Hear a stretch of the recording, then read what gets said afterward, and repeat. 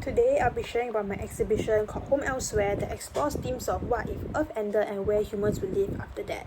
This exhibition works as a promotion for Interstellar's 10th year anniversary IMAX re-release in Shaw Theatre, Singapore.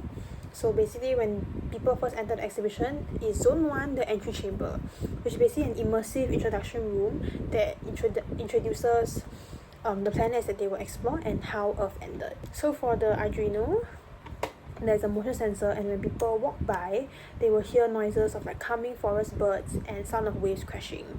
So these are sounds that they can hear on Earth, but Earth is no longer around. And for the AR aspect, there will be a globe in the middle of the room, and users will put on AR glasses, and then they will see how the Earth ended. So these are some of the POVs from the AR glasses.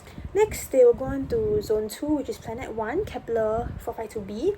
And basically, it's a planet very similar to Earth. So like, there's a rich biodiversity, lots of plants and animals. So it gives people hope that they can have civilization here, but actually it's deadly. So for the Arduino aspect, this one uses a motion sensor as well, and it links to my AR, where basically there will be these stands where they will show animals and plants that can be found on Kepler.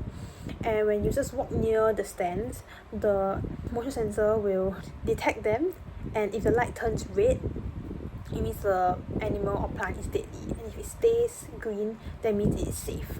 And the AR aspects that users can use their phones to scan the QR code and learn more about these animals as shown here. So next, they go on to Zone 3, which is Planet 2, Gliese 581g. And basically, it's a very dim, pressurized environment, which is very similar to Mars, with like very heavy gravity. And for the Arduino integration, is they use a force sensor, and when users step on it, the force sensor, it will activate a gas haptic that will have gas spurt out. So it will stimulate like a gas chamber. And for this room, there's an activity where users can sit down and watch a video on what life would be like on Mars. Next is Zone 4, Planet 3, called TRAPPIST 1e. So basically, it's a super cold Arctic environment where the temperature will be lower than other rooms. So for the Arduino, for this one, it's a temperature sensor. So when it detects a temperature of a person walking by, hot air will spurt out from the surrounding walls, because in TRAPPIST there are life zones in the cold area, which is where it is warm enough for people to stay. And the activity for this planet is that they can go around the area looking for hidden artifacts and then submit it to a website, and then stand a chance to win 10% off Interstellar tickets.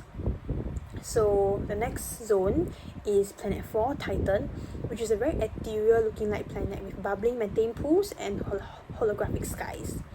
So for this Arduino, it is a motion sensor, and people walk by, bubbles and fog machines will come up from the floor to stimulate the environment on the planet.